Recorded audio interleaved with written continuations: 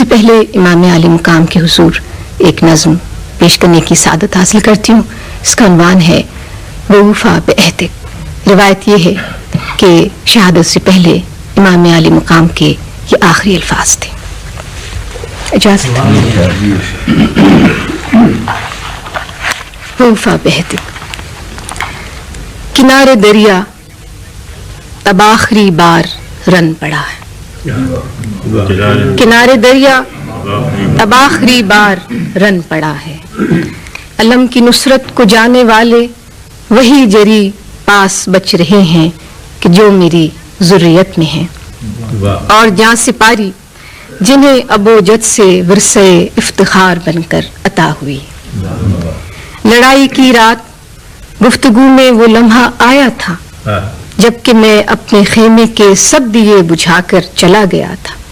میرے رفیقوں کی مشکلیں کچھ تو سہل ہوتی، مگر چراغوں کی لو بڑھانے کے ساتھ ہی فیصلے کی ساتھ گزر چکی ہے. مبارزت کی نوید میرے شجیع لوگوں کو مل چکی ہے. میرے ہراول جوان ایک ایک کر کے کام آ رہے ہیں. مجھ کو یہ بات اچھی طرح سے معلوم ہو چکی ہے کہ میرا پرچم ہوا کے آگے زیادہ عرصے نہیں رکے گا.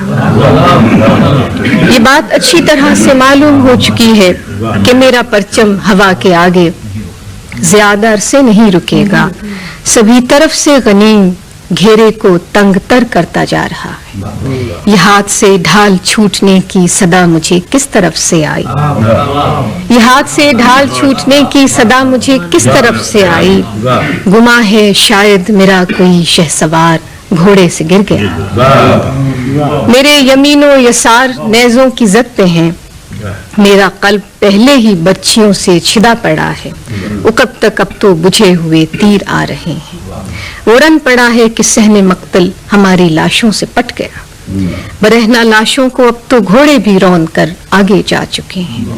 میں بکھرے ٹکڑوں کو جمع کرتے بریدہ سر سے بدن کی نسبت تلاش کرتے کنارے میں بکھرے ٹکڑوں کو جمع کرتے بریدہ سر سے بدن کی نسبت تلاش کرتے کنارے روح تک شکستہ ہوں. تھک گیا ہوں. بہت کڑا وقت ہے کہ اس مجمع عزیزہ میں آج تنہا کھڑا ہوا. بہت کڑا وقت ہے کہ اس مجمع عزیزہ میں آج تنہا کھڑا ہوا ہوں. تمام زخموں سے چور ہوں میں، مگر شہادت گہے وفا میں لہو سے رسم وضو کی تکمیل کرنے سے قبل اپنے سجدے کی مستجابی کی تہنیت مجھ کو مل چکی. مگر شہادت گہے وفا میں لہو سے رسم وضو کی تکمیل کرنے سے قبل اپنے سجدے کی مستجابی کی تہنیت مجھ کو مل چکی ہے.